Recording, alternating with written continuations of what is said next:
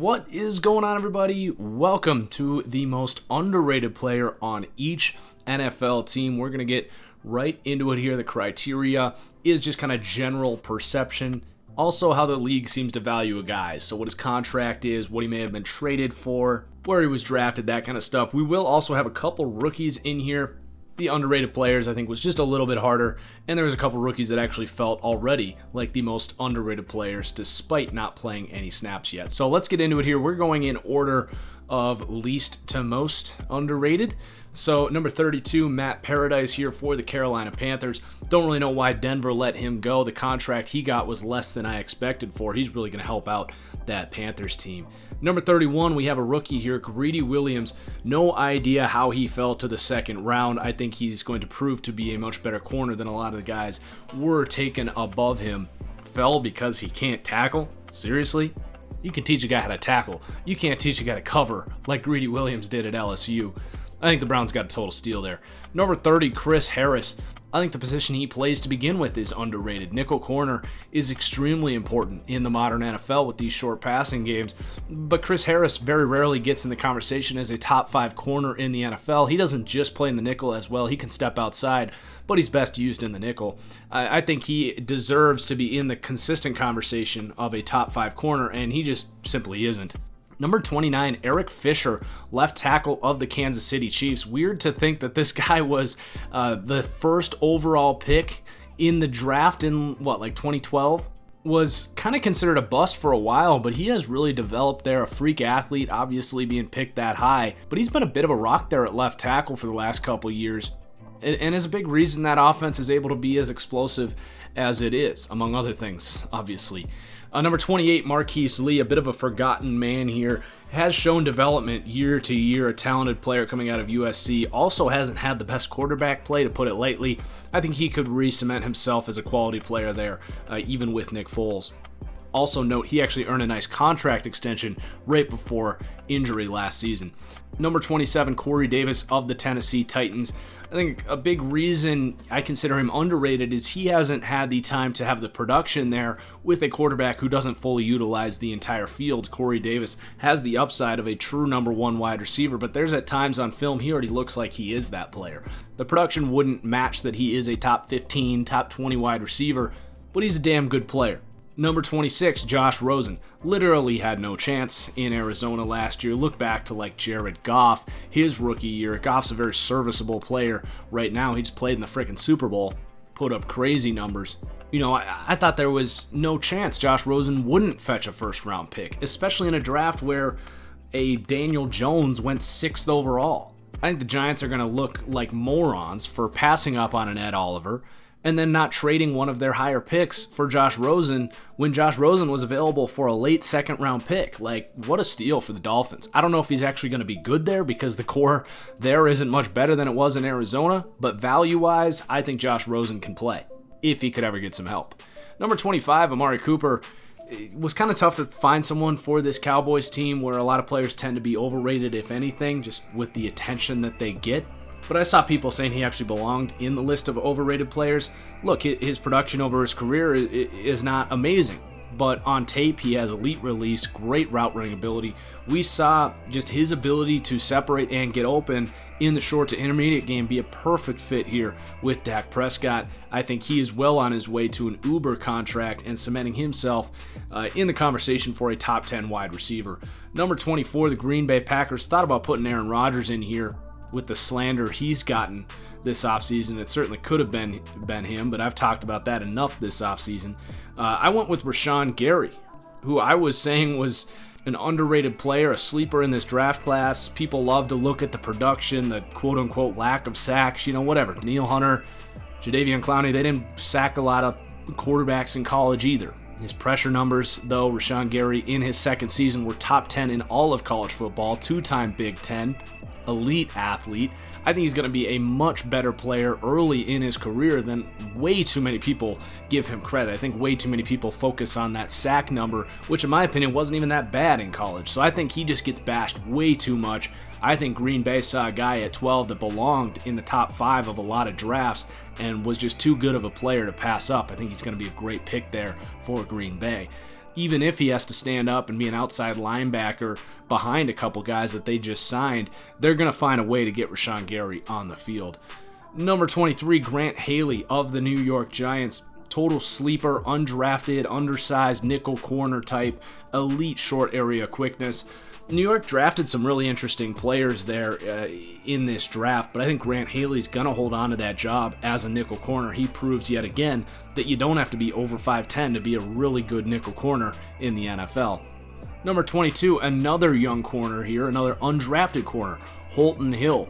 Over 6 feet tall, elite quickness, fell in the draft for off-the-field issues, but Mike Zimmer seems to have gotten his head on his shoulders. I had a similar grade as a player to Holton Hill as I did on Mike Hughes, who they took in the first round. I had a hot take in my Vikings deep dive that Holton Hill just might be the best corner on this Vikings team, who has some pretty good corners. So keep an eye on Holton Hill there if he can win out that starting job. Number 21, Dion Dawkins, left tackle of the Buffalo Bills. It's been a pretty bad line there for years, but Dion Dawkins continues to develop. He's a freak athlete, becoming more technically sound. Could get into the conversation for a top 10 to 12 tackle in the NFL pretty soon. Allen Robinson at number 20. Outside of one really productive year there in Jacksonville, he just hasn't had the consistent quarterback play to put up top 10 numbers. But on tape, Allen Robinson is extremely physically gifted, uber quick at his size, a very smart player, really good at finding the open hole in zones, also exceptional hands.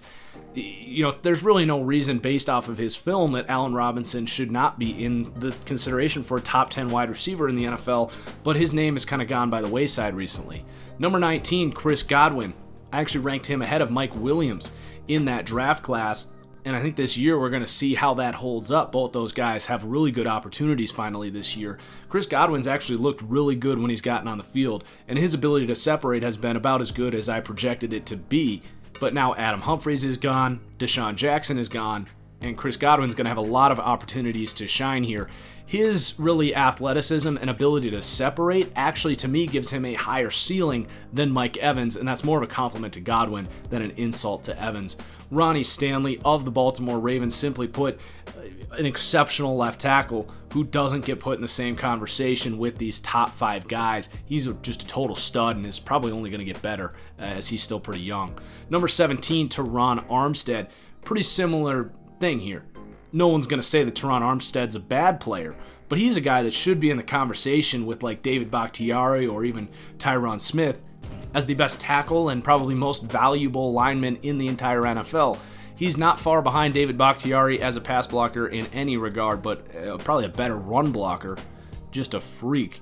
So Terron Armstead for the Saints. Number 16, Keenan Allen.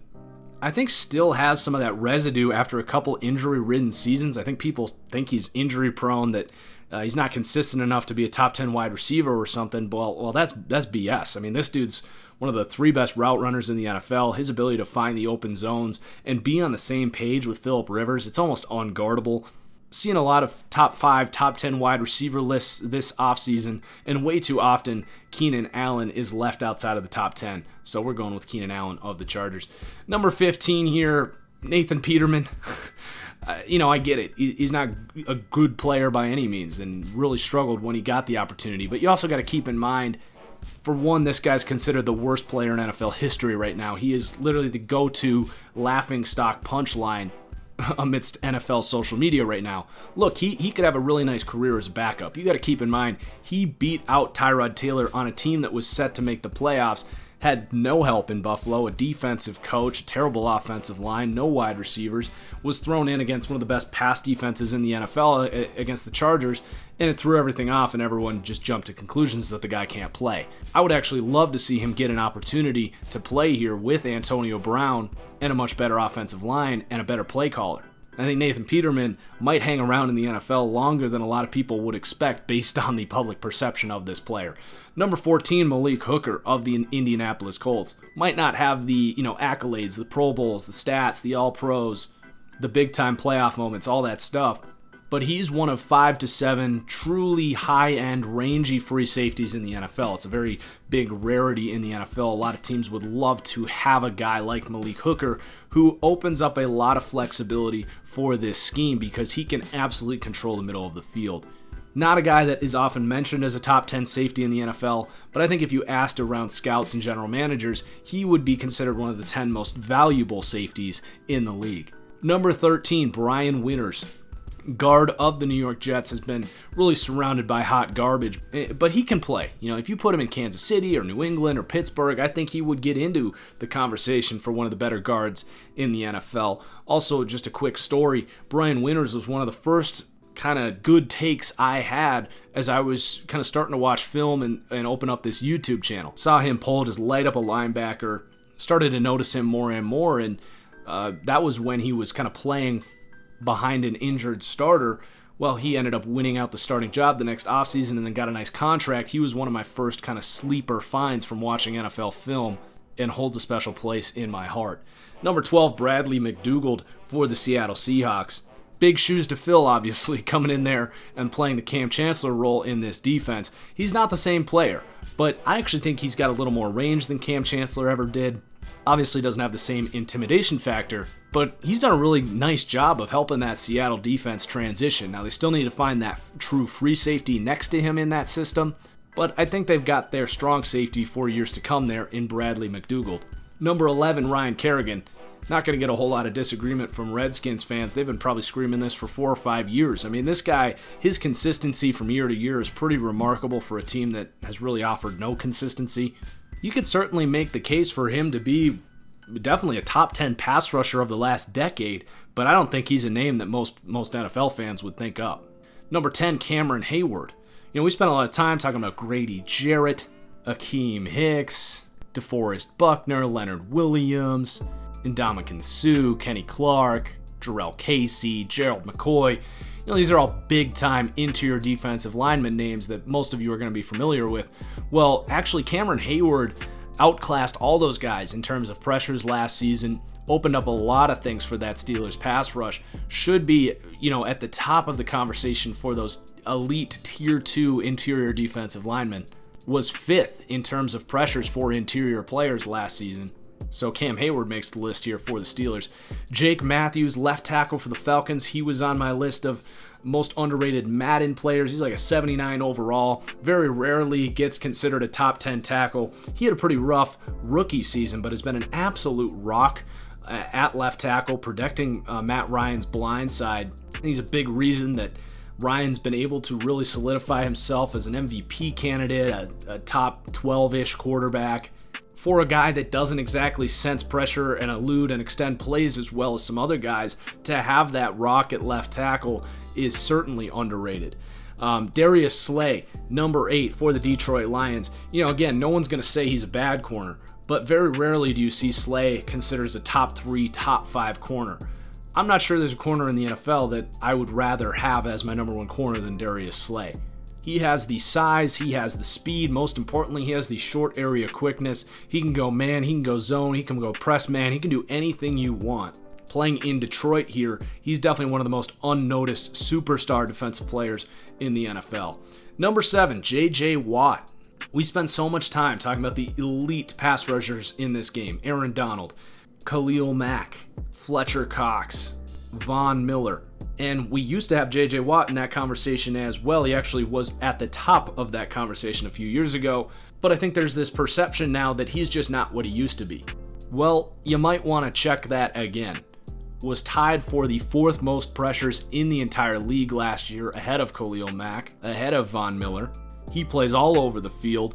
I think J.J. Watt, who actually played more snaps than almost any defensive lineman in the league last year, certainly belongs in that, tier 1 elite conversation for defensive linemen and pass rushers. Not to mention the flexibility he brings schematically. Number 6, Jesse Bates, playing for Cincinnati, a rookie last year, someone that most casual NFL fans are just not going to be aware of, and that's fine. But with the rarity of a true free safety, like we mentioned with Malik Hooker, I love Jamal Adams, I love Derwin James, and those guys are better players, but the reality is box safeties are much more common than guys like Jesse Bates and Malik Hooker, who offer genuine top-end range and scheme flexibility because of what they're able to take away in the middle of the field. So Jesse Bates is a name that you have got to become aware of if you don't know about this player for the Bengals. Really, really high-class defensive player. Number 5, David Johnson. Simply put, NFL fans are too quick to forget. We're, not even 365 days removed from saying David Johnson's in the conversation for the best running back in the NFL. Flexibility-wise, just elite, a true Hall of Fame caliber talent. Well, one train wreck season in Arizona where they didn't even know how to use him, and you've got guys like MJD ranking him as the 26th best running back in the NFL. David Johnson, talent-wise, we know it's all there. There's no reason he shouldn't be still in the conversation for a top 5 to 10 running back in the league. Number 4, Michael Bennett. Simply put, Bill Belichick does it again. This is what he does. I tweeted this yesterday. Michael Bennett actually had as many pressures as Khalil Mack and played less snaps. Now, he played at a higher percentage of pass rush snaps, and don't jump to any conclusions and say that I'm saying that Michael Bennett's as good as Khalil Mack. He's not even close. But my point is, Michael Bennett can still ball out. He was traded for a bag of peanuts to go play for the Eagles. Bill Belichick gets him for a new vending machine to replace the edge rusher in Trey Flowers, who just got paid $20 million. This is what makes Bill Belichick the best general manager in the NFL, the best coach in the NFL. This is the kind of move that helps him surround Tom Brady with a top 10 defense in 14 out of 17 of years of his career. And it seems, yet again, he's going to get that top 10 defense here because Michael Bennett is going to be the perfect replacement for Trey Flowers, who is almost the exact same player. You could actually make an argument that Bennett was better on a per snap basis than Trey Flowers. It is probably a downgrade, but you get the point.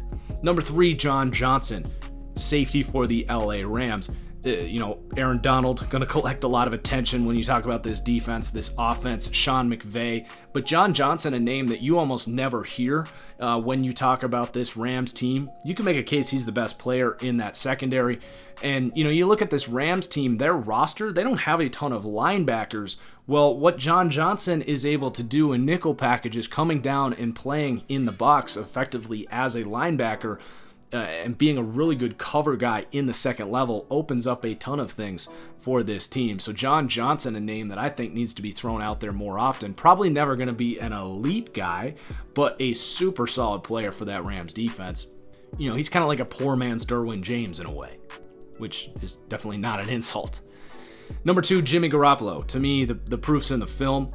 I think at 40-1 right now to win the MVP is the ultimate sleeper bet this season. Get him healthy for a year. ACL injuries just don't scare me that much, especially one that happened so early in last season. With some playmakers and the play calling here in San Francisco and that offensive line, I think Jimmy Garoppolo is going to make a lot of people look foolish for their takes on him this offseason as like a bottom 20 quarterback in the NFL. And then talk about making people look foolish, Carson Wentz. I mean, the guy was robbed of an MVP in 2017. I still would have given it to him. The guy was just remarkable. You got people saying that Nick Foles, who averaged like 7 points per game less, a whole yards per play yet less than the Eagles with Carson Wentz, but yet because he happened to be playing when they won the Super Bowl, he's a better quarterback. Like, are people that blind? Now, Wentz, unlike Jimmy Garoppolo, had his ACL injury later in the year, so his recovery process butted right up to the start of the season. Was a little bit hard for him to hit the ground running there. I'm willing to excuse that. He dealt with some injuries later in the year, and they just kind of held him out before they went on a pretty miraculous playoff run. But I think Wentz will return to MVP form this season and make anyone that would have ranked Carson Wentz anywhere outside of their top 10 look pretty foolish. So that's the list, the most underrated players on each NFL team. Comment with your opinions on your teams, who I may have left off the list, who deserve to be on it. Looking forward to hearing from you guys. Please do hit that like button. It really helps me out. Cheers as always, and we'll see you for the next one. Peace.